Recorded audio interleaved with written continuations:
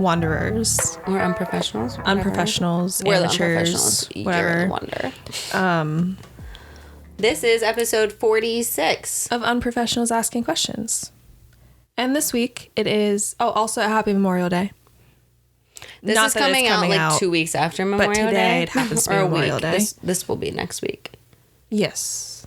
But anyways, yeah, we're off. We're Yeah. here. We're recording. And we have something fun today. Yeah, and it's... Why do we say these phrases? Is that the name we settled Sounds on? good. Okay. Why do we say these phrases?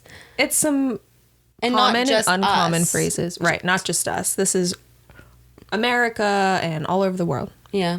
I feel like more America we have Yeah, some, but and they some will local come, ones, but- they kind of stem from some Europe areas. But yeah, it's a lot of people seem to enjoy our last episode, what's up with these strange laws, Yeah. or why do these strange laws exist? If you haven't checked that out, you should. You should. Because there's some weird ones out there. But yeah, everybody seemed to like it, and we've been talking about phrases, so it seems like a perfect time. It does. So yeah, do you want to kick it off? You want me to kick it off? Okay. So this one, which I'm sure you've heard, is shit or get off the pot. Yes, it's a Yeah. very common one around Very here. common around here. So shit or get off the pot, which kind of what it sounds like. It's urging someone to make a decision. Like, Yeah. don't just sit there and... Like, you're not just going to Wait. sit on the pot Right. waiting If around. you have to go, you go. If you don't, you don't. Yeah. Get off. Get to it. And I did see that the origins aren't exactly clear on where it comes from, but theory claims that it goes back to the days when a family would share a single chamber pot. Yeah, like shit or get off the Yeah, pot. like I need to go. Yeah, Come on, hurry up. yeah. So Stop going back and forth. If you're going to say you're going to do something, do it. exactly. There was another phrase that was similar to this one, which I had not heard of, I don't think. It's fish or cut bait. But it means the same thing. Essentially the same thing. But I don't think I've ever heard that phrase. If someone said it, it would catch me off guard because I wouldn't have heard it, but I can put it together because of how common shit or get off the pot. So Yep. it's fish or what? Cut bait. It's either fish or cut your bait off. Yeah. Huh. Yeah, I like that one. I do too. Let's start saying it. Kind of fun. Okay. Fish or cut bait. My first one was bite the bullet. I don't think I saw that on yours. No, I Okay. looked at yours and made sure I didn't do the Well, same see, ones. mine, because originally when we said about it, I was like, I actually had some motivation to start doing something. I didn't even pick ones from that other list That's either. crazy because I thought you would. Anyways, I'm glad that we found difference. Yeah. And that we don't have to talk about all of mine. I might skip some Okay. of them.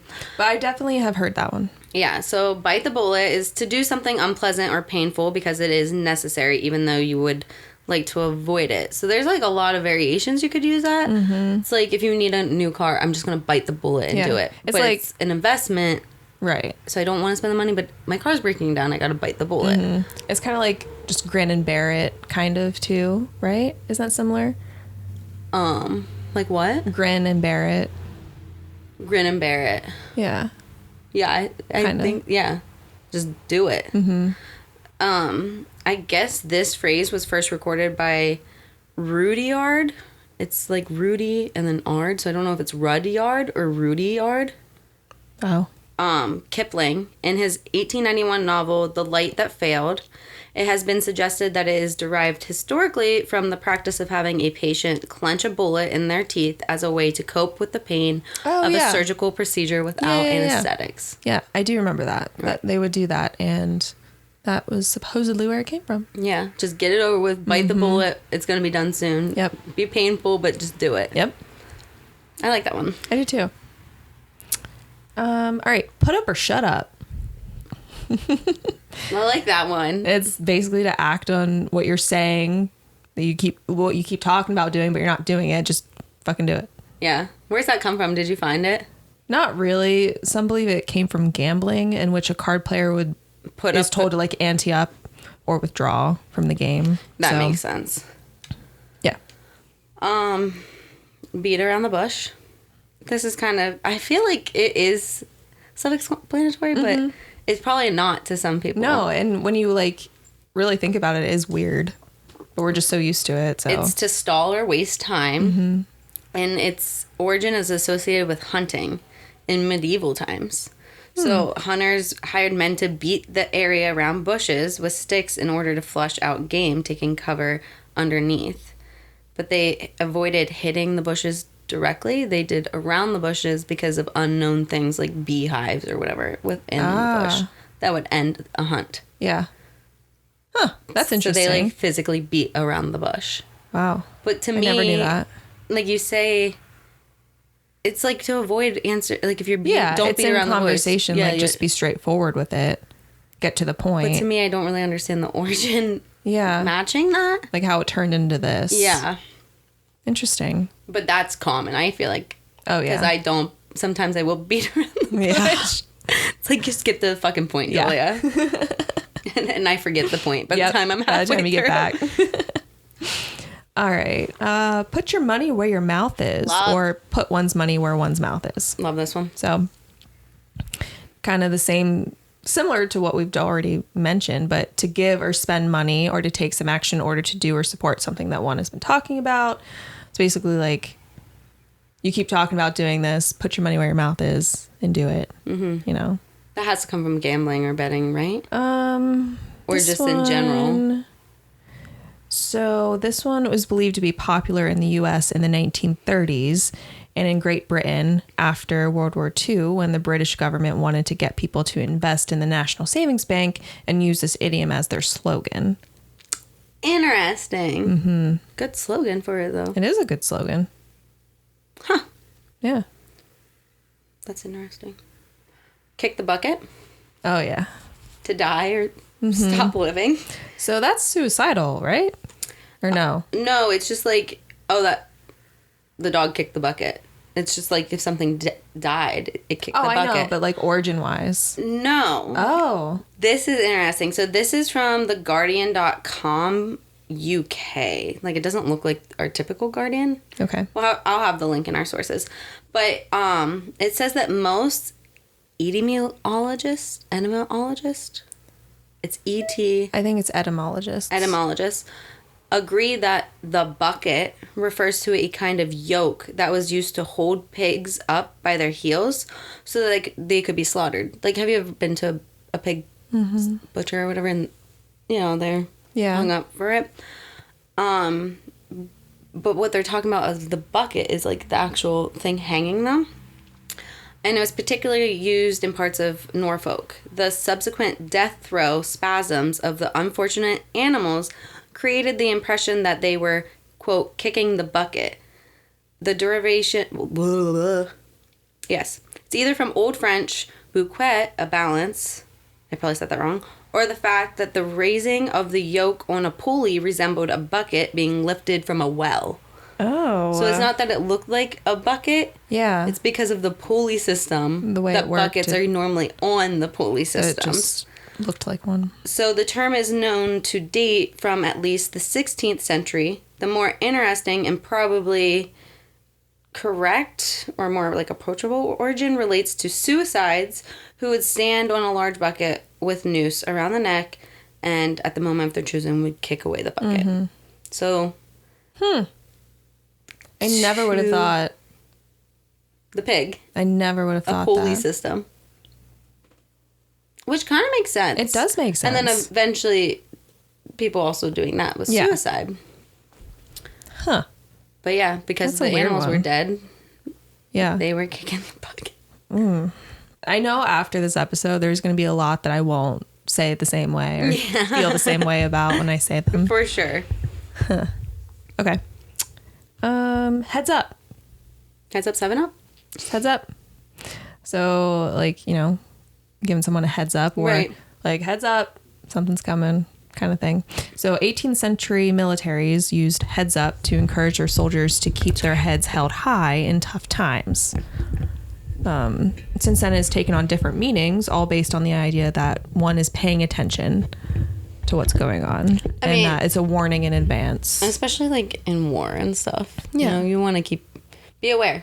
Mm-hmm. Heads up. So it makes sense. And now we use it all the time, for like little things like hey, heads up. I'll be 5 minutes late. I was just going to say heads up, I'm running late. So very typical. Yep. I'm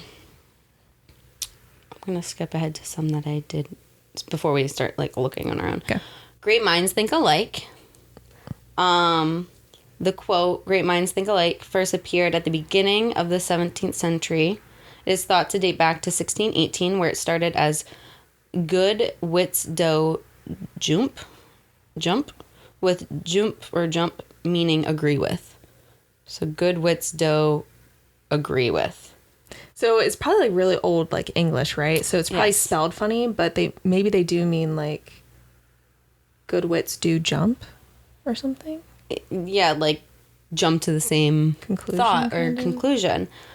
It's believed that the earliest example of this phrase in print may have appeared in Carl Theodor von Onlonsky's 1816 biography, The Woeful History of the Unfortunate Eudoxia. It's actually a humorous expression that is used when two people think alike at the same time and thus suggests that both people must be very intelligent.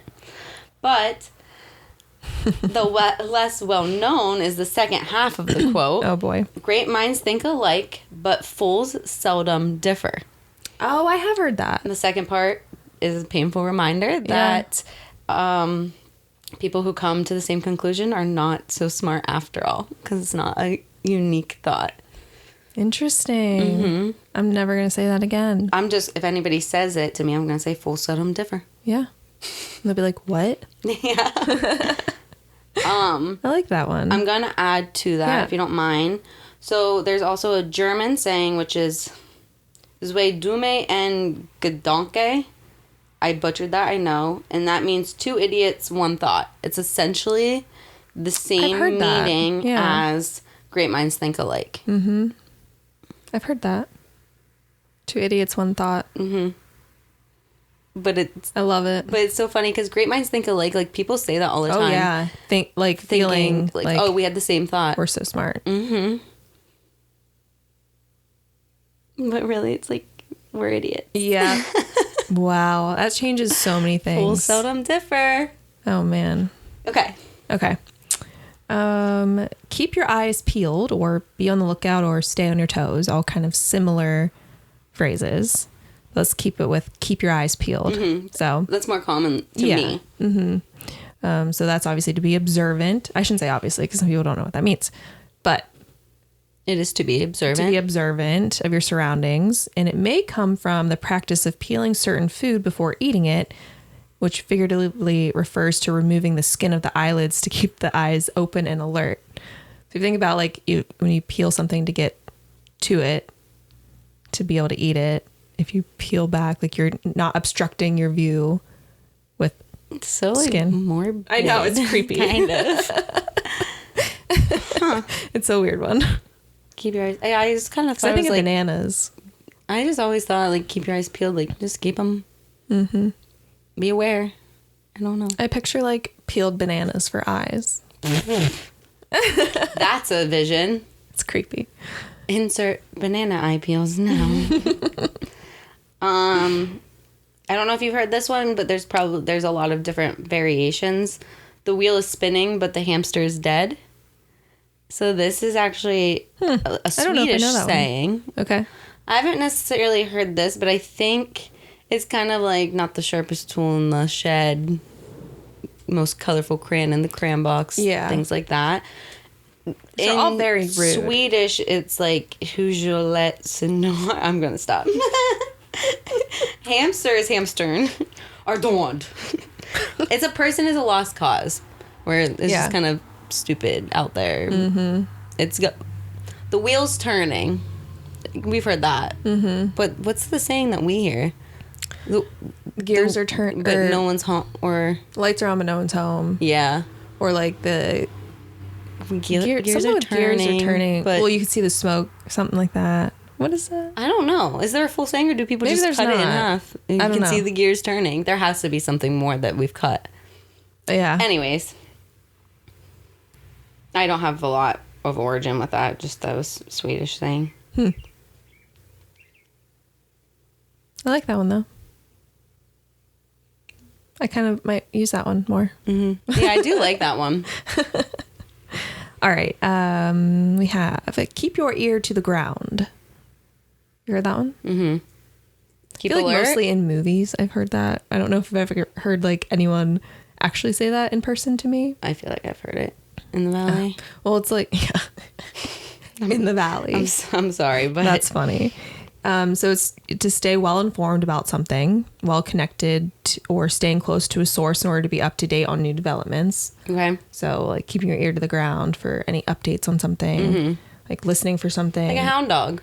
Yeah. So it comes from late 1800s and stems from the literal practice of placing one's ear to the ground in order to hear far off hoofbeats, footsteps, or other indicators of someone or something approaching. Yeah, like the vibrations and stuff in the ground. So now it's not literal, it's just figurative, but same kind of thing. Listening for what's coming next, basically. I like that one because it's also kind of just makes sense. Mm-hmm. And like historically, it was an actual thing. You know? Yeah. Like it came from somewhere. Crying over spilt milk. I've definitely heard that. To feel sorry or sad about something that has already happened. Used to emphasize that this is not helpful. There's no use crying over spilt milk. Like when something's done, it's done. But I guess I thought it was more like it wasn't a big deal, so don't cry over it. I guess I thought that's what it had meant. So maybe yeah. Well, or is it still it kind of the same? Is. I feel like more people. So this example that they have on Dictionary Cambridge is, it's no use crying over spilt milk. He spent all the money and there's nothing you can do about it. Oh. It's a waste of time crying over spilt milk, he says. You just have to move on with your life. Here we are crying over spilt milk when we should be thinking about the future. Okay, so it's more like there's nothing you can do about it. It's done. Yeah. Where I had always kind of thought it just meant it wasn't a big deal. Yeah. Because it's just spilled milk. Like I thought that's we what they meant. can replace the milk. I thought that's what they meant. Like it was just a spill. Like you can clean it up. Yeah. Like I didn't think about it being, so that's different. Okay. Well, I had that wrong. Yeah. That just has to, I don't know. We don't really need to look at the origin, do we? No. We can do whatever we want to do. Origin. English historian, maybe. Proverbs in 1659, no weeping for shed milk. Then it morphed a little bit into no use fretting over shed milk. And then what we know now. Shed milk. Interesting. That is I don't an interesting like way the image to that say creates. Yeah. Okay, what do you got next? I have pulling your leg or pulling my leg. So you've heard that one, right? Yeah, like joking, right? Yeah, to pull someone's leg is to deceive them in a humorous or playful way. The origins for it are unclear, and there's like different theories that debate where it came from. But one of them is that thieves used to pull people's legs to trip them and then use that opportunity to rob them. So I think it could have come from there. Obviously, it's changed. Mm-hmm. And then another one is that, so during like the first like executions by hanging, when that was super popular, I think it was like Tudor times or something. If someone was hanging and still kicking and not dying, people would go and pull on their legs to speed up the process. Sid. Yeah. I don't know if I'll say this one. But the same that's just again. debated. They don't think it actually came from there, but like that's just one of the theories. Because that was a thing I believe that happened, regardless. So Yeah. whether the saying comes from that specifically or not is Maybe up for some debate. parts. Yeah, Weird. yeah. I would think more than if that's where it comes from, pulling your leg, it's like putting you out of misery is what it would be used as, not like just joking. Yeah. Yeah. So anyway, yeah. We're going back to spilling again. Okay. To spill the beans. Ah.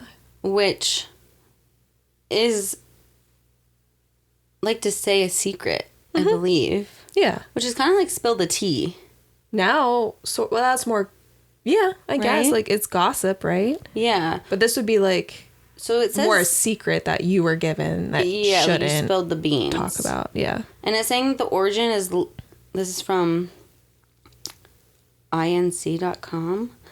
but it's likely drawn from the ancient Greek process of voting, where votes were cast by placing one of two different colored beans in a vase. Usually a white bean meant yes and a black-brown one meant no. If someone literally spilled the beans, the election results would be revealed. So the secret is really out. Cool. That is really cool. I just thought because of how often, like, beans... And this was, you said ancient Greek. Ancient Greek process of voting. I never really thought about, like, Me why either. beans. I thought it was like, just, I don't know. They spilt something in, at the time, rice and beans. And yeah, that's all I have. I don't know. Yeah. That's really neat. I like that. And then over time, it might have, just because of how, like, in England and stuff, like tea. You're sitting down for tea, gossiping, spill the tea. Well, is that old? I thought it was new. Let's look. Maybe it's not. Sharing gossip is spill the tea. Mm-hmm. That's a popular phrase on social media that means sharing gossip or revealing interesting news. Something did come up where it was spill the tea versus spill the beans. So spill the tea and spill the beans are closely related idioms that mean reveal secret information. However, spill the tea is more closely related to gossip, where spill the beans is often used when someone unintentionally or prematurely discloses private information. So when you ask, oh, I just spilled the beans, like it just comes out. But when you're spilling the tea, it's like a purposeful gossip. Mm-hmm. But I wonder where that originates, because I feel like it's not. I thought it was like newer. Oh, so the phrase comes from spill the tea, not TEA, like the drink. Oh. The letter T, where the T stands for truth, which was introduced by drag queen Lady Chablis in the 1994 book Midnight in the Garden of Good and Evil. However, spill the tea, TEA, like the drink, phrase didn't become popular in mainstream culture until 2018, which is crazy. I thought it was a little... So how did it change to tea? Because it probably just got... changed over time. It wasn't a specific thing. It was just like... Yeah. But originally it was supposed to be truth. So we technically say it wrong. Spill the truth. Give me the gossip. What? I just love what we do. I just learned. That's crazy. So much. Oh my goodness. Yeah. So spill the beans. Unintentional. Spill the tea. Intentional. But it used to be just the letter T. That's what I'm like stuck on. Yeah. For truth. Wow. I love that. Okay. Kill two birds with one stone. You know that one, Yeah, right? I do say that often. Yeah, so that's completing two tasks at once. So like one action to complete two different tasks. So you get two things done. I love it when it happens. Time. Yeah, it's nice. It saves time. It's convenient. Please tell me you're going to say the origin. Or a little bit, but yeah, so an example was someone took a shower and brushed their teeth at the same time, as some people often do. And I'm like, do people do that a lot? I've never brushed my teeth in the shower. I've done it probably like 2 to 3 times. I don't believe I've ever done that. I don't think those two things should be I don't know why I mixed. ever did it. Not sure. Yeah. I don't know. There's something I don't like. It's not a regular thing. I did know someone who like kept their toothbrush in the shower. Yeah, and I'm sure the people that do that, that's what they do. And when I say people, it was boys. Oh yeah, I'm sure. Not little boys. Like at the time, I was a girl with little boys. Anyways. Oh shit.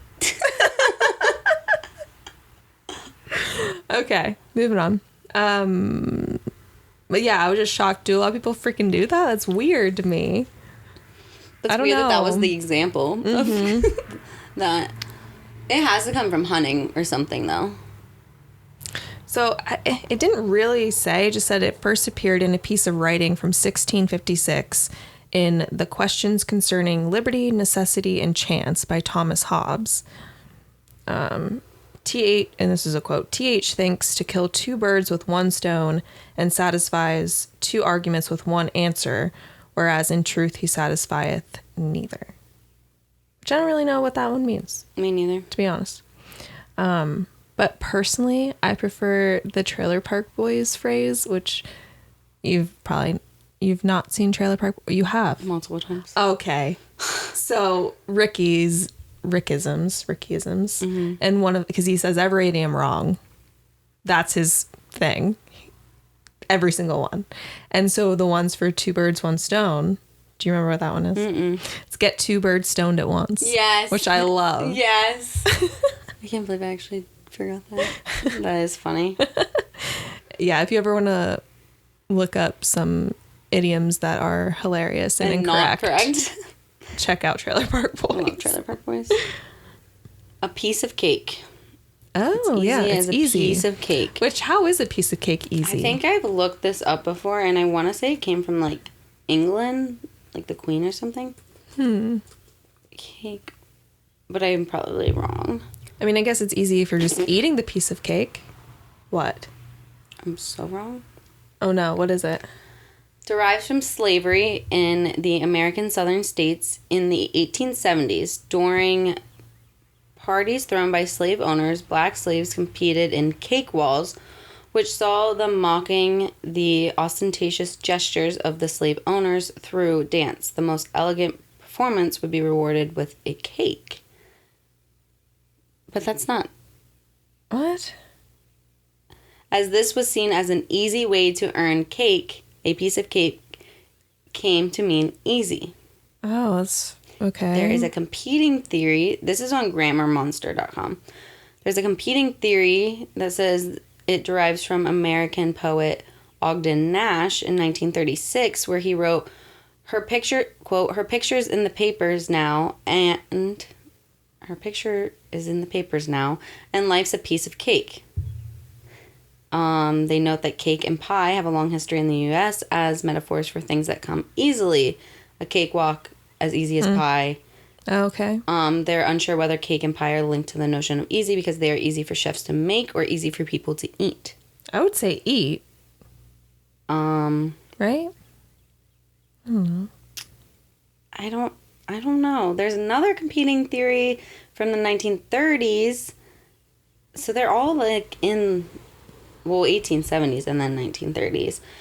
The Royal Air Force used a piece of cake to suggest an easy flying mission. The idea is that the mission was as sweet as eating a piece of cake. Weird. So, like, that exam was a piece of cake. Building shelves is a piece of cake. He found the Rubik's Cube to be a piece of cake. That's weird. Because those theories all... are quite different. Yeah. Similar. The last two are similar, but... I don't like it. Me neither. I don't like it anymore. I'm not going to use it.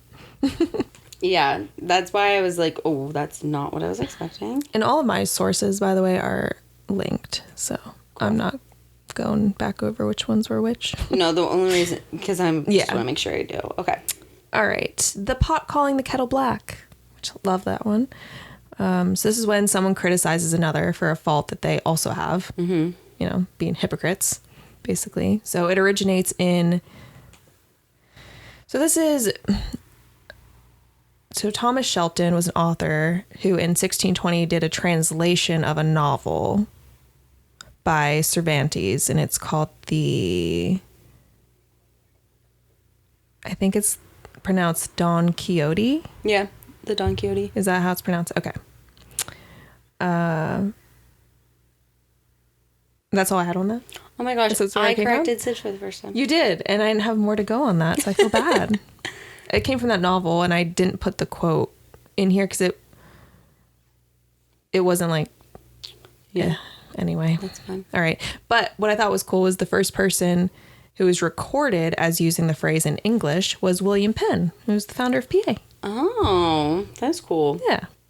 Hair of the dog, which we're gonna live time look this up, but so I believe like if you're hungover or whatever, you drink. Yeah, hair of the dog is to like give yourself a little bit of that made you so sick. Yeah, hair of the dog that bit you. Yeah, is the bit you. We just don't. Bit ya. That was such a PA thing. We just don't say the whole phrase, I guess, right? I guess. Should I do Wikipedia or dictionary.com? Dictionary.com. Loading. If you've woken up on New Year's Day feeling as If you've been hit by a truck, you may have sought a hangover remedy with an infamously odd name, the hair of the dog.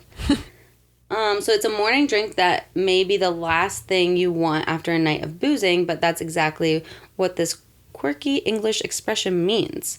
Originally, the expression referred to a method of treating a rabid dog bite. Hair from the dog was placed in the wound. So in that sense, having another drink, any drink, is like taking hair from the dog that bit you. Did that work when that person did that? Does it work with alcohol?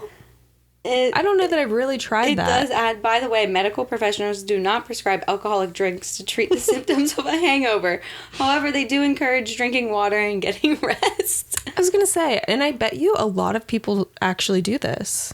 I know they do. I've met people. I don't think that I have. Because the last thing I want is alcohol after I'm hungover. You've done it. Has it helped you? You just keep feeling, you'll feel like shit after the next day, but yeah. Like, have you ever had to do, like, a weekend bender and you're like, holy shit, I'm fucking hungover. I'm just going to start drinking now. I don't know. Yeah, I do. I have done it. I don't do it as much anymore. I can't. Like, I don't know if, like, mimosas count. Yeah, it's drinking like anything. I've done that. Yeah. Like, hungover, had mimosas. I really need to revisit this rabid dog thing. So, if a rabid dog bit a dog, they would take... No, they mean a human, right? Oh, treating a rabid dog bite. So, if I was bit, they would take the rabid dog's hair. Doesn't make any sense. And put it in my wound. That sounds like more of an infection. Yeah, I'm... Yep. I don't know. Flabbergasted? What? That makes no sense. Okay. Let's move on. All right. Raining cats and dogs. It's not anymore. No. I want it to. I know. I'm disappointed in what the weather app told me.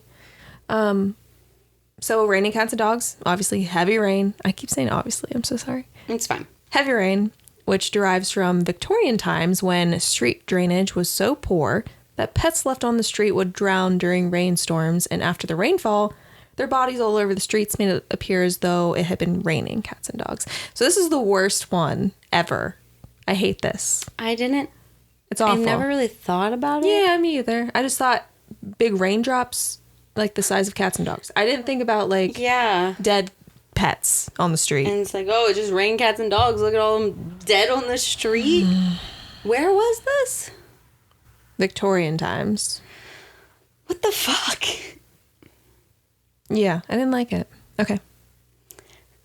The greatest or the best thing since sliced bread. I mean, sliced bread was a huge, like, game changer for everybody. Which is so weird. And now that's all we have is sliced bread. Wrong. Okay. Pretty much all we have now is sliced bread. Yeah, I mean, if you go through the aisle, everything is. Even, like, your buns and stuff are, like, yeah. Yeah, other than fresh stuff, but...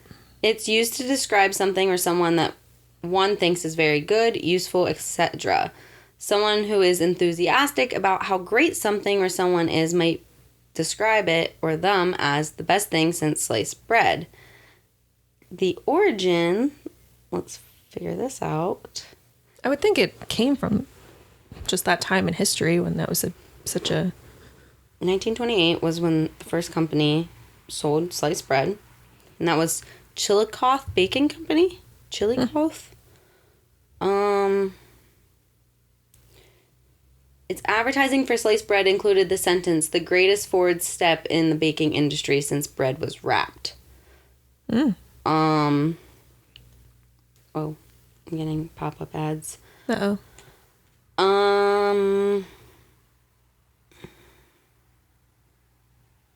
It's just, yeah, it was just great. Yeah. Well, and I feel like I've also heard, like, don't some people say, like, with music, like, best thing since rock and roll, or... People, like, interchange sliced bread. It's, like, the greatest thing since da-da-da-da. So it can be whatever, really. Yeah. But it must have, like, kind of came from... Kind of cool. Yeah. All right. This one I had not heard of. Push the boat out. Push the boat out. Push the boat out. Get it done?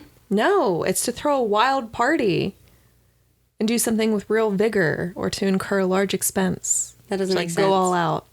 To push the boat out. Push the boat out. Because it's a nautical saying which derives from when sailors would throw a wild party before setting sail. Oh. Which they would call push the boat out parties. They don't literally push the boats. That was just figurative. But I included some examples that were on here. They've really pushed the boat out for this wedding, haven't they? Or push the boat out and have a party. Or we're pushing the boat out. We're sparing no expense. Yeah, I haven't heard that one. No, I kind of like it. Me too. I think we should bring back some of these older sayings. Pushing the boat out. Yeah. Have you heard the phrase mad as a hatter? I have heard that. Oh, do you have that? No, I don't. I don't have anything. Scrolled, I was like... Oh, no. And it's not Mad Hatter from Alice in Wonderland. Oh. Mad Hatter was kind of created because of the I didn't phrase. know this. I don't know where it comes from. So the phrase mad as a hatter actually comes from Mad Hatter disease. Have you heard of Mad Hatter disease? No. This was in the 19th century, and it's better known as mercury poisoning. Oh, which everyone had. Yes. So fur treated with mercury was used to make felt hats. Hatters were confined in small spaces and breathed toxic mercury fumes, resulting in mad or irrational behavior. So it was just literally their occupation and their... Made them mad. Yes. Damn. I didn't know he was over there. That's so sad. Yeah. Actually, we could do like a deep dive on this. Maybe we should. There's actually like just about mercury and the toxic emissions. But yeah, so Mad Hatter, he was a hatter in a sense. I guess I didn't... Yeah. And it comes from the mercury poisoning. Wow. We might have to look into that one more. Yeah. Oh. That's upsetting. So now, it's used as like, they're crazy, right? Yeah. And so I guess just mercury means would also drive you're you insane, crazy. pretty much. Yeah. If you're mad as a hatter. And is that what happened when you had mercury poisoning? Yeah, so they said that the toxic fumes breathed in resulted in mad or irrational behavior. So they were just a little insane. Yeah. I'm sure. That is awful. Yeah. Oh my goodness. Okay. Saved by the Bell. Heard that one? I have heard that one. So that means when you're saved at the last possible moment by something. It has to come from school bells, or did it not? Did it come from another bell? Another bell. Huh. And I didn't think about it. No. I was thinking like maybe church or school or... Yeah, that's what I was thinking. Boxing. That makes Right? so much sense. As soon as I read, I'm like, of course it is. More than likely, it came from... he was saved by the bell in the boxing. Originates from boxing in the late 19th century. It initially referred to a boxer who was taking a pounding during a round being saved by the bell that was at the end of the round, giving him time to recover. Wow. Or literally, like not dying. So that's what it means, saved by the bell. I like that. I do too. It threw me for a loop. Yeah, I really didn't think about that. I just assumed it had to do with school or church or something. I really didn't know. Thought it was cool. Rubbed the wrong way. Oh boy. I think for us it's kind of common, but it probably is a little confusing. Yeah. For some. So rub the wrong way is to like irritate or annoy someone. Someone's remarks just rubbed you the wrong way. Yeah. And I assumed like if you ever pet your pet in the opposite direction of their fur, they probably don't enjoy that. It's annoying. The idiom alludes to rubbing an animal's fur in the wrong direction. Mid-1800s. Interesting. Also, you could see it's like ruffling someone's feathers. Oh, yeah. That would be annoying if I was a bird. Don't ruffle my feathers. Yeah. Or chicken. Yeah. I don't know if I like thought of it as animals. I didn't know where. Because sometimes I just don't like when people are like touching. Like you're just like, you're rubbing me the wrong way. I think I just kind of assumed it was like when you're petting your dog or cat. Well, you were spot freaking on. Yay. Okay. Passed with flying colors. I love when that happens. Yeah? So that's to be highly successful, pass an exam, 100%, pass with flying colors. This is another nautical saying. So its origins are from naval ships. So whenever naval ships had flags, they referred to their flags as, quote, colors. That's what they called their flags. What colors do you represent? What colors are you with? And during naval warfare, if a ship returned home or passed the harbor with flying colors or their flags flying unfurled, that meant that they were successful and triumphant in war. If they returned home beaten, they would strike the colors, quote, strike the colors, or lower the flags to signify defeat. Wow. Yeah. That's cool. I thought that was cool too. I never really thought about it. Me either. For some reason I was thinking rainbows. I was thinking ribbons. Yeah. I don't know. I don't know what colors are flying. Yeah. That makes sense though. Yeah. And it makes sense that a lot of these are like from nautical. Mm-hmm. Like, because once you're in something or whatever, it's like if you know, you know. Yeah. And so when you reference, it just makes sense. Have you heard a different kettle of fish? I don't know if I necessarily had heard this different one. Kettle of fish. That's like a different breed, right? Or yeah. Similar so to... It's a variant of the more common... Oh, to me, this is not more common. Pretty kettle of fish, meaning a disagreeable situation, which goes back at least to the early 18th century. In former centuries, a kettle was a metal pot used for boiling liquids and cooking, and a fish kettle was a common household utensil. The phrase a kettle of fish was also used in northern England and Scotland to describe an outdoor salmon picnic, as well as the pot in which it was prepared, and the ironic figurative usage perhaps reflects the dismay of finding that something expected to be pleasurable is in fact the opposite. I'm not really following that one, though. Yeah, that one's weird. Like, what? I don't think I've heard of that. Hold on 1 second. A kettle of fish. But I'm so confused on, like, what it Does it mean, like, means. chaotic? Like, I don't know. If you say that something is a different kettle of fish, you mean that it is very different from another related thing that you were talking about. So same thing, different kettle of fish. Oh. Okay. I'm unsure about how I feel about that one. It's a different kettle of fish. Because you can say that with anything, really. Well, what is our like... Like, what is something more common we say that's like that? I don't know. Same thing. Different. I can't think of it. Oh, well. I don't know. Okay. Elephant in the room. This is like... Well, it's like... No one's going to bring up the elephant in the room. It's just this big, heavy thing weighing on everybody, but no one's bringing it up. Like, awkward, uncomfortable? Yeah. So, the first phrase occurrence was in 1935 in the book American Philosophy Today and Tomorrow, albeit with a different meaning, referring to logic and philosophy. It is going beyond observation to assert there is not an elephant in the room, for I cannot observe what is not. I don't like this that I just clicked on. I'm going to click on something else. It doesn't follow what I think it is, so it's wrong. No. Okay. This is grammarartist.com. Okay. And I have a pop-up.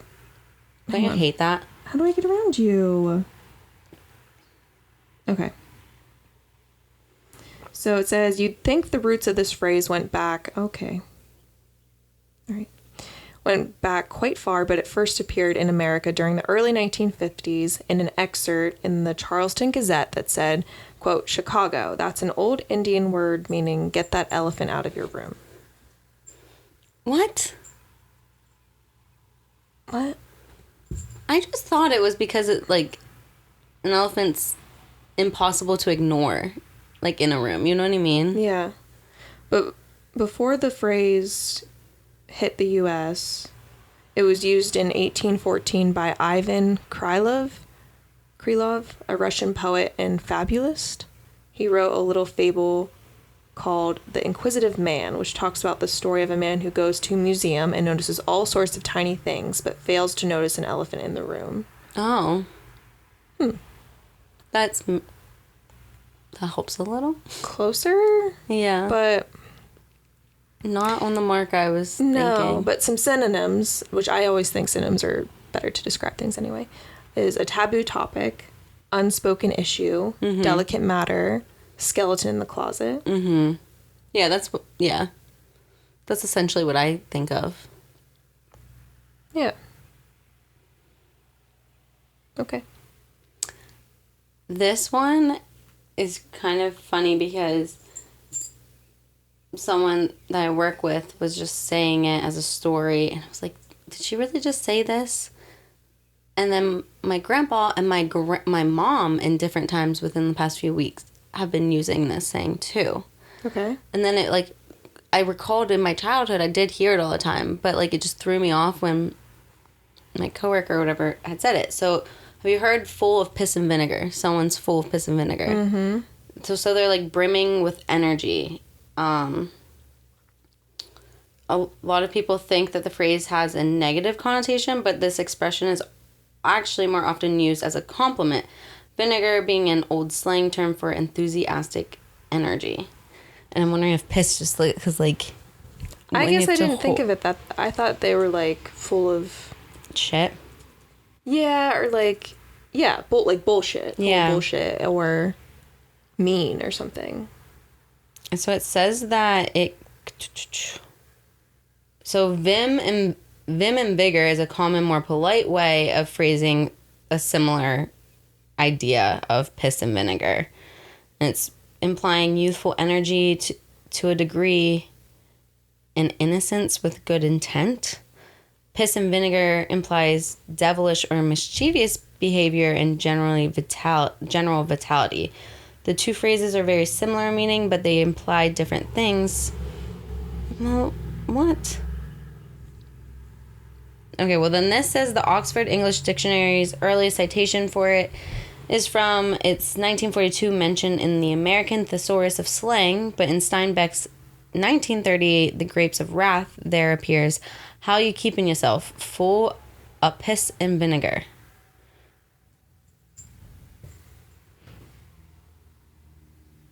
I'm confused. I also... I want to know, like,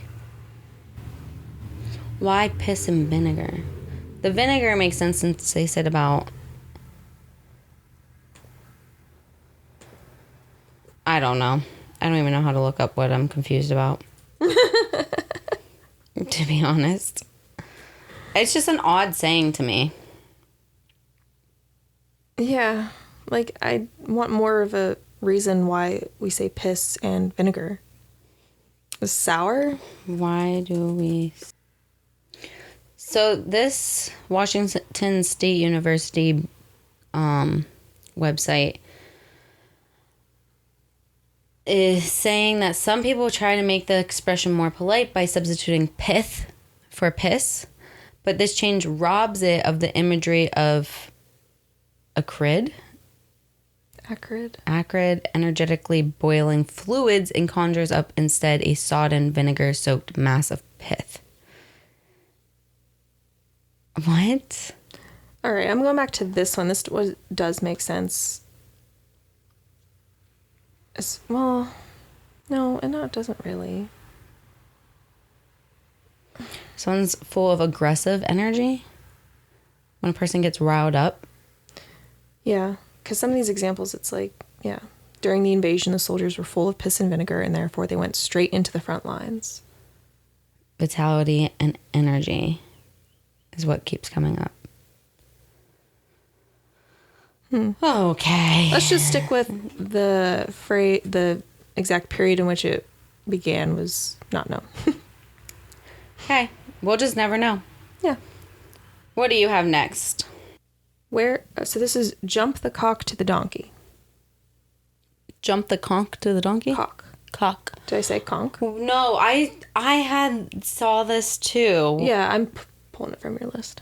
Oh. Where was that from? France. It's a French phrase. Yes. Jump the cock to the donkey. Oh, so the French phrase, this is grammarphobia.com. Okay. The French phrase ultimately comes from a 14th century Middle French expression, salir du coq en l'asne. It's not right. Which means literally to go from the cock to the ass, but figuratively to jump from one subject to another. Okay. Wait. What is it? Jump the cock to the donkey. I guess it makes sense. Yeah. I do jump the cock to the donkey a lot. So they think that specifically it came from an old animal fable, but they can't really find a story that mentions it, but they assume it came from something like that was just a story, and that's why that's used. So. Interesting.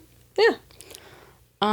This next one, I don't know why, but in my plethora of years in the restaurant bar industry, this was said a lot by people that not my monkey, not my circus. Yeah. So like anytime things were going haywire, but like you just had to focus on your shit. If someone like brought up to you like, well, this should be happening, everyone would just be like, not my monkey, not my circus. Yeah.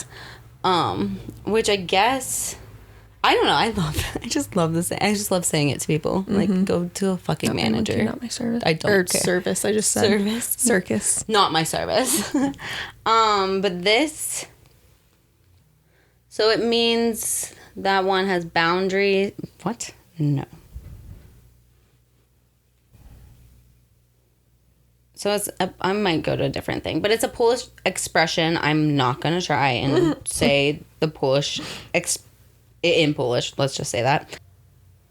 It's a Polish proverbs, now popular in American English. Epitomizes the art of maintaining personal boundaries, which I guess that does make sense. Like, it isn't my circus. This is my boundary. I'm not doing it. Yeah. Its literal meaning and translation. It conveys a sense of detachment and non-involvement. Okay. We don't need to go more into that. I just like it. Yeah, me too. What else should we... Let's do international. Is that what you're doing next too? Yes, I think so. If this one shows me where it's from. I think it was written on there as Italian. But, so this is a dog in church. I didn't even remember doing that one. But I don't know if they actually know where it came from. So, a dog in church means an odd or out of place situation, something that doesn't belong in its environment. Which, that's rude. Dogs can go to church if they want to. They have the right to freedom of religion, too. Yeah. So, yeah, I mean, someone or something is out of place or in an inappropriate environment. And for example, a person wearing a tuxedo to a casual event would be described as a dog in church because they are inappropriately dressed for the occasion. The origin of the phrase is uncertain, but it is thought to come from the idea that a dog in church would be disruptive and not in its natural setting. What? This is from brainly.in. It's so... I liked looking into different country one. Like, different... Yeah. I was just like, I don't know. So there's... Oh, sorry. You still going on that one? No, I just kind of wanted to try to find... Because another expression comes up, too, called dog in the manager. Oh, in the manger. Ha! I'm like, why does that not make sense? A dog in the manager, what? Dog in the manger. And that one comes from a Greek fable about a dog preventing other animals from eating the hay in a manger. What? So that must be a different phrase altogether. Must be. Must be. But it's funny, whenever I was looking at the dog in church one of those like sub questions came up, and it's like someone asked, are dogs allowed in Christianity? And what's the answer? It says, this is from Wikipedia for dogs in religion. Biblical and rabbinic. Sure. Sources include numerous references that associate dogs with violence and uncleanliness and frown on having dogs as pets or keeping them in one's home. I'm not going to dive more into that one. No. Because I don't like it. So, this next one's Armenian, and it's stop ironing my head. Okay. Which means stop wasting my time with your nonsense. Stop annoying me. Stop bothering me. Yeah. Okay. Stop ironing my head. I can't really find the exact origin of, like, I mean, it's old Armenian, but I can't find right now why that, like, came up. Like, if someone just looked at a hot iron and was like, that would be annoying to be on my head. Yeah. Like, did someone try that at one point?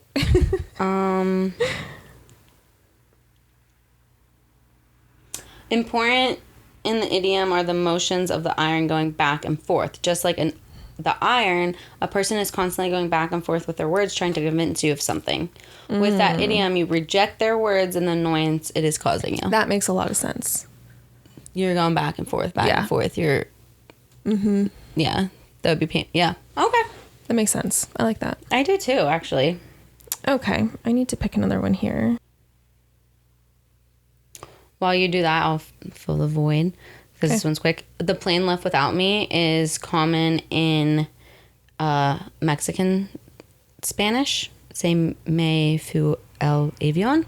And it means, like, if you come with someone or, like, your significant other or whatever is leaving, like, they departed without you. The plane left without me. Huh. That's sad. It's like if someone just, like, left the conversation or left the place. Plane left without me. We're leaving. Wow. Okay. What do you got? I have... This is walk around in hot porridge. Oh, it's a Czech idiom. Mm-hmm. Yeah, to walk around hot porridge. Similar, which I guess is similar to the English idiom beat around the bush. Yes. Huh. To walk around hot porridge. That was Czech, right? You said? Yeah. Let's go to Russia. Okay. To ride as a hare. It means to ride the train without a ticket. Oh. As we all know, hares are prone to do. Meaning a bunny? You're talking about bunnies, right? I think. It's spelled Hare, like a hare. Okay, so as home to the Trans-Siberian Railway, Russia probably has quite a few train-related idioms. Apparently, it comes from the fact that fare dodgers would shake like a hare whenever the ticket inspectors would come around. Shake like a bunny. I mean, what's the worst that's going to happen? You're going to get thrown off? It's Russia. Oh. There is probably more than that. Okay. All right. I took him to the bakery. From Iceland means to dominate. Oh. This is what do we say from here? Top10s.net. Took him to the bank. Took him to church. I don't know. Took him to the bakery. Took him to the bank, right? I think. Took it to the bank. But that's... I don't know. Took him to the bakery. What the hell? Like a win because of bakery? Well... So it says there are a number of ways to express your power and dominance in word form. One popular and brief way that's enjoyed in the modern world is to simply say you owned something. In fact, you can break that down to the single word owned and still convey the idiomatic meaning. So we say that now. We owned that game or that person. Yeah. Like totally owned him in that game. Yeah. You know what I mean? So if you're in Iceland, and I'm not even going to try to say it, but it translates to I took him to the bakery. In Icelandic, the idiom is used often in a sporting context. So if you square off against an opponent in a game and win, you didn't just defeat them, you took them to the bakery. Someone attempted to discern the origin of the phrase online back in 2010, but was able to trace the origins to a 1982 slang dictionary in Iceland.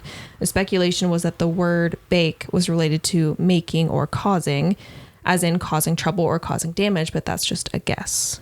I still like it, kind of. Yeah, me too. Okay. let's head over to Japan. Japan. To have a wide face. That's rude. To smile? I also thought that this was like a rude. mean one. Oh, okay. It's not. It's to have many friends. Oh. Although not, like it's like saying someone's a social butterfly. Mm-hmm. They're socially dynamic, networking, charismatic, personally gregarious. They're the life and soul of the party. They have a wide face. Okay. I guess that makes sense. It was completely opposite than what I thought when I first saw it. Well, I've never heard it either. Yeah. So that's that one. Okay. A couple more. Let's go to Sweden. Yeah. Pooping the blue cupboard.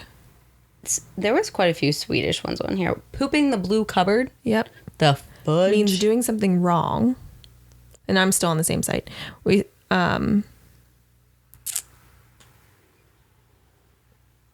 So this means, on its own, the phrase literally means that, but figuratively meaning you messed up, you took things too far, you made a fool of yourself, you got in trouble. And I guess it doesn't really say like where it came from other than just being literal. And that is a bad thing, is to poop in the cupboard. It's so weird. Or in the blue cupboard. You know, if someone pooped in my blue cupboard, I would emit smoke from 7 orifices. Would you? As the Chinese say. That seems like you're angry. Extremely angry. So that's like in a cartoon when steam's rolling out of their ears and they're apparently angry. Our English translation from what the Chinese say is expel smoke from the 7 orifices. So I'd be pissed if someone shit in my cupboard. Yeah. All right, should we do one more each of these?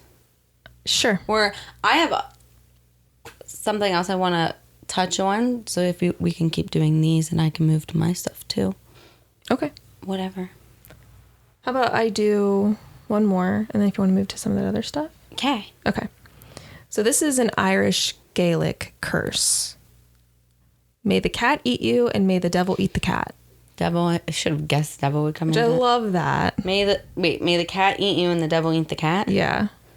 The fuck? And it's super old. And it's an insult. Like if you have it in for someone, that's what you would say. And it's just, the gist is that you get screwed, then you get screwed again. Yeah. I guess.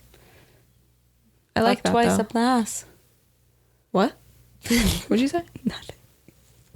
I said fucked twice up the ass. Ah. It was stupid. That's interesting. I like it, though. So, one thing I wanted to talk on is not necessarily essential PA, but PA words, more so words and phrases. But I feel like we can relate to some of these. Probably. And this can be really quick. Okay. But I think it might make sense, too, to some people when we hit one of understanding why I talk the way I talk. Okay. Okay. Slippy.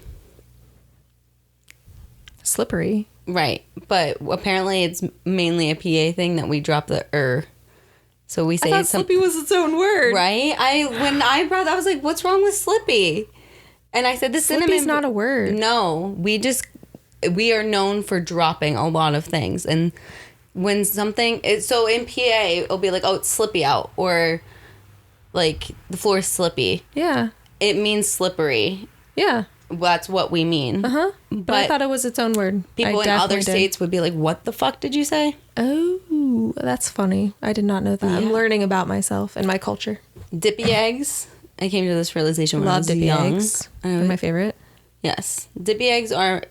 sunny side up. The best. And they're sunny side up. Took me a while to realize it was sunny side up. Mm-hmm. But I didn't know how to order eggs when I was out on a restaurant. Just say dippy. Yeah. And they're like, well, what kind of dippy? Because technically, over easy is still they're dippy. All dippy, yeah. But I wanted sunny side up without You want it sunny side? Mm-hmm. No, dippy to me is over easy. See, dippy to me is sunny side up. Sunny side up, sunny side up. Dippy. All dippy. But dippy's when you have to like break it. I don't know. dippy me's over easy. I don't know. Let's look up what kind of dippy eggs. What makes a dippy egg? What? I'm just gonna look up dippy eggs.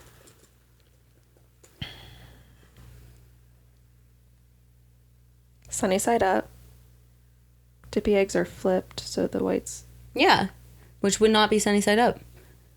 The whites get covered. Huh. What are dippy eggs in Pennsylvania? Yeah. Eggs that you dip your toast in and it will break the yolk. Simple explanation. Well, I think it is both. Yeah, it probably is. It just depends on your family and how you were brought up, too. Like, with people, like, we never had sunny side up. We always had, like, over easy. Right. Okay. All right. This next one is jagoff. Jagoff. Have you heard, like, oh, yeah, when it's you like call someone a jagoff, you're calling them, like, an asshole or a dick. This actually, Chicagoans use this word too, and there's actually a debate whether Pittsburgh or Chicago came up with the term first. Oh, well, that makes sense. But jagoff is I've heard jagoff for as long as I can remember. Spritz, not a drink. You're gonna spritz something.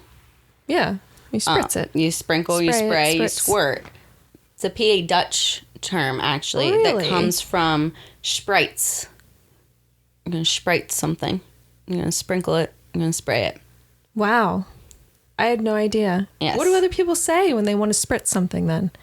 Mist? They want to spray, mist, squirt, sprinkle. What? Yeah. I like spritz A better. lot of our things do come from, PA Dutch or German. Yeah. Scott. Yeah, are the people who settled here. Gesundheit. Well, I said that weird. Gesundheit. Gesundheit? Why does it sound so weird when I have to, like, do it out of Gesundheit? place? I don't know. So it's a way of saying bless you. Yeah.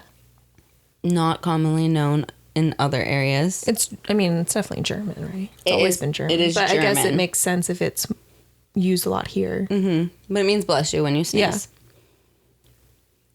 Okay, this next one, I also never even second guessed this. Red up or red things up. Was that ever used? This was mainly my mom's mom. Like, I'll red something up or red yourself up. To clean up or make a place presentable. I was thinking figured color. Yeah. Yeah, no, like... Yeah, you red something up. Mm-hmm. Yeah. Yeah. Let me get red up real quick or red I never up the thought room. about spelling it out, though, I guess. And it being spelled as R-E-D, red. Yeah. Well, I saw R-E-D and then I saw R-E-D-D with it. But yeah, I've never... It's just like if it comes out, you don't question it. Yeah, you red things up. Yeah. Wow, yeah, I didn't think about that. It is weird. A buggy. We don't do it I don't think we do it as much here, but I've heard people shopping carts. Gonna get the buggy or put the buggy back. I think it's more of Philly. Well, and it's used for many things, like shopping cart, like the kids stroller, we say buggy. Buggy, we do say buggy for... so anything with wheels that you're pushing? A scooter, like a old person scooter. Yeah, Could it's a buggy. Call that a buggy. You're right. We use it a lot. I use it more for those terms than a shopping cart. Yeah. I'll just get the cart. I say cart, yeah. Yeah. Drop the shopping. Hoagie. Hoagies, subs. It's me. I say hoagie. I say both, It's Hoagie way, not Subway. Okay, Scrapple. Yeah, that's important question for you. Ketchup or syrup? Neither. I don't eat it. But it's not my favorite thing. People use syrup with Scrapple. That's traditional, I think. Yeah, but I also know people, and I've done it with ketchup. But it depends on the Scrapple. I don't want Scrapple. If you want to know what Scrapple is, it is blocks of mush made of cornmeal, floured, and typically undesirable pork scraps. Yeah, it's what you're using the leftover scraps for. After butchering season, you normally have Scrapple in PA, and it's made in the morning. It's normally like your breakfast. Yeah, it's a breakfast food. I'm good. I'll pass. It's not my favorite thing. I also think some people make really bad Scrapple. And I think it's how you cook it, but... Yeah. Yes. All right, this is one of my favorites. Jeet. Jeet. Jeet. Jeet. Did you? Jeet yet? I had strawberries. Translation, have you eaten food yet? Pretty much explains verbal communication in PA and me to a T, where instead of Pennsylvanians slowly taking their time to ask if someone has eaten food yet, we quickly get to the point with, did you eat? Jeet. That's funny. Crick. That is weird. Creek. Creek? Crick? Crick or creek. Up the crick. Spelled creek, but people say crick. Like a crick in your neck. Yes, and this is very highly debated, I feel like. Yeah, it depends where you are, where you're from. Yes. So where I pulled this from, it said in a larger city, it's typically all around just called a creek. Mm-hmm. When you get into rural Pennsylvania, or with rural Pennsylvanians, they tend to say crick, which I don't think that fully holds up, because where I had grown up, there was the debate over crick and creek, and that there was a difference. And then I think I say both. It just depends what I'm saying. I personally think there's a difference between a crick and a creek. I think that, like, you have your stream, then you have something in between a creek and a stream, which is a crick. And then you have a creek, and then you have the river. So that's how I process it. I don't know if that's right. So you determine it on how much water there is. The size of it. Yeah. Yeah. I think some creeks turn into cricks, but I definitely picture a creek more close to a stream. Yes. And a creek is just larger, but it's not a river yet. That's how I see it. But yeah. It's interesting. PA thing. It is a PA thing. Which one of these do you say? Because this is like, they're all interchangeable. Yins, use guys, y'all. I don't think either of us say any, but... sometimes I say y'all. Y'all. I don't say use or use guys. No. And I definitely don't say yins. The only time you'll hear me say yins is right now. Yeah, I don't. I've never have. I don't think my family ever has. We're not in Pittsburgh. Right. John. Nope. I use John. Or not as much now. A few years ago, everything. My phone was a John. My vape was a John. My utensil was a John. I think it became popular for a little while. It definitely did. I think because of social media and stuff. It's mostly a Philly thing. And pretty much it's just a thing. It's an object. You just refer to something as a John. And it's JAWN. Yeah. Yep. Long Johns. Long Johns. No, this is a new phrase. That's a phrase? That's not a thing?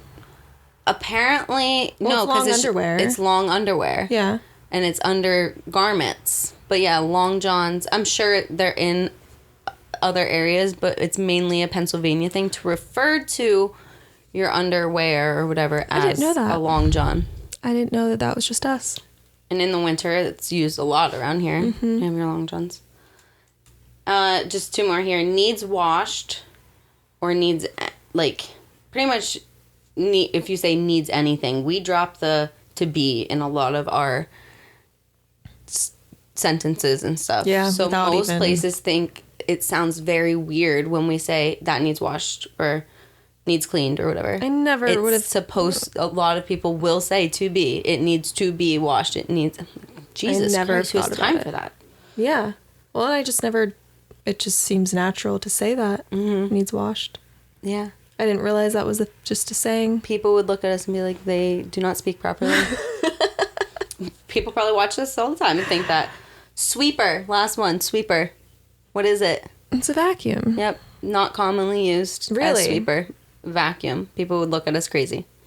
Let us know if you're in other states and, like, if you do use this. I think I say sweeper more. I say run the sweeper. Vacuum. I'm vacuuming, but I'm running the sweeper, yeah. Yeah. And then if you're sweeping, you're sweeping. I didn't know that was just a PA thing. No. Gosh, we're such oddballs. I know. Such weirdos. That's why I think doing, like, a dialect or different regions. That's fun. And accents would be and that cool. That would be cool to do. That's all I had for PA. Yeah. And we have a lot more. We do. Other ones, which if you want, we can keep going. Why don't you pick one? Pedaling and sauerkraut. Apparently it's French. I would have guessed that was German. Yeah. Yeah, so pedaling and sauerkraut, that's all I have. I don't know Pedaling, anything. P-E-D-A-L-I-N-G? P-E-D-A-L-I-N-G, yes. And sauerkraut. S-A-U-E-R-K. Oh, I could go for some sauerkraut right now. Pedaling and sauerkraut. I love sauerkraut. Okay. Let's see. To pedal in... Oh, is it to pedal in sauerkraut, maybe? Pedaling and maybe... This idiom means to have been sabotaged in your thoughts and processes or to be at a complete loss. So is it impossible to pedal in sauerkraut? I'm concerned why you have that much sauerkraut that you're pedaling in it. Oh, my patient. I didn't know sauerkraut was so big in France. Me either. I definitely sense, but I just always Oh, that was LinkedIn. No think wonder. it's like German. Meaning, okay, to be spinning one's wheels, be getting nowhere fast.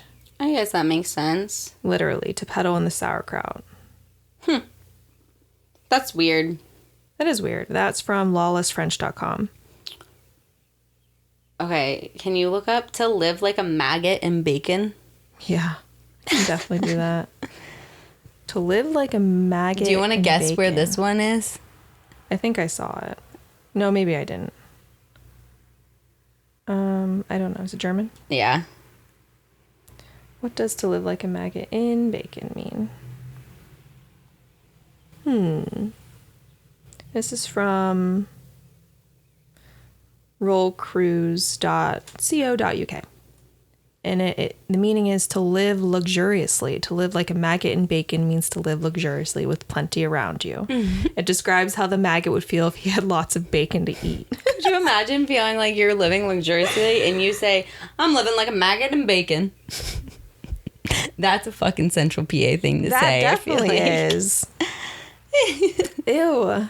I'm thinking about maggots and bacon. No, thank you. They're going home like flies on shit. Yeah. We should have looked that one up. We did. We should have. What was it? Like sticking like flies on shit? Yeah, Or just like flies on shit, I think. I always, in sports like basketball, my one coach would say, stick to your girl like fly on shit. Flies on shit. Well, this is from Urban Dictionary, and this says when someone or something is very attractive, they attract a lot of people, like flies are attracted to shit. But I just want to know its origin. I kind of know, like, I get what it means, you know, but yeah. it probably just came from, Or is it like stink on shit? like, stink on shit. Because that came up too, and that sounds... I bet it probably a little is bit stink different. and then just dip, you know how things... Like flies on shit is the more attractive thing. Like stink on shit is to stick to it. Mm-hmm. Yeah. I still want to know... Whatever. It's getting hot in here. About dropping like flies, which we know that means like to die. It's to become ill or die over a short period of time and in large numbers. Horses and cattle dropped like flies during the drought. The heat was so intense that people were dropping like flies. But like, where does it come from? It's not known for certain, although it is a clear allusion to the short-lived life an insect leads. An early printed version comes from a May 1902 edition of the Atlanta Constitution. I saw men and women rushing back and forth within the flames. I got cut off, probably dropping like flies. I'm sweating. They would run along, then came the choking smoke, and they would drop like dead flies. Well, damn. Okay, what is this one? This is a Swedish one. To slide in on a shrimp sandwich? What? Okay. To slide in on a shrimp sandwich. Sliding in on a shrimp sandwich is a Swedish idiom that means someone succeeded without working hard to get where they are. The phrase may refer to reasons such as nepotism, being friendly with the boss, or being in the right place at the right time. That's an AI overview. Well, It's to have things easy. that's weird. It is weird. There's so many weird ones out there. Yeah, we could probably do this all day. I know. Maybe we'll have to do a part 2 someday. Yeah, maybe. Well, I like that. Yeah, that was cool. That was fun. I learned a lot about the things I say. Yeah. Oops. And what some things say that I didn't exactly know what we got to add to be, apparently, but what? To be washed. Oh, yeah, we have to put that in our sentences. I'm not. Yeah. I'm definitely going to be thinking about some of the things I say now. Yeah, I'm not going to say raining cats and dogs ever again. No, a piece of cake. Nope. No thanks. Nope, not doing that. I'm still going to use pulling your leg. Yeah. I mean, it is what it is. And push the boat out. I want to start using that one. Yeah, we'll start adding that in. Push the boat out. Yeah. Well, thanks. Thanks for joining us, you guys. I hope you learned something too. So. Yeah. And if you want extra content, yes. You might be realizing that this is only coming out to you on Spotify every other week, but we are releasing episodes every week. You can see the bonus content on our Patreon page, which is patreon.com/UAQ. Yepers. And go check her out. Those are really fun. Those are fun. So it's worth it. Check it out. A little unhinged. For sure. All right. Bye. Bye.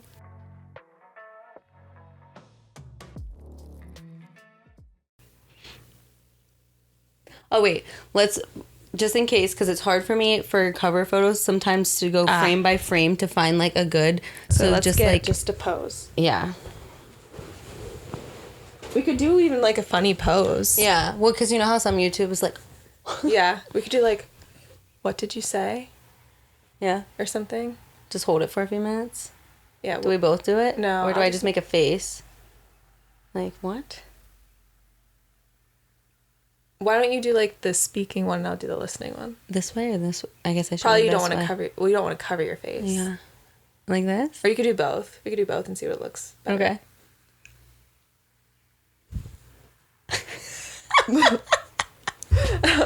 Or just like, what? I feel like that's it. The what one was it? Perfecto. Cool. Nice job. Yeah, I like that. It worked out. Thank God we didn't have much to do today.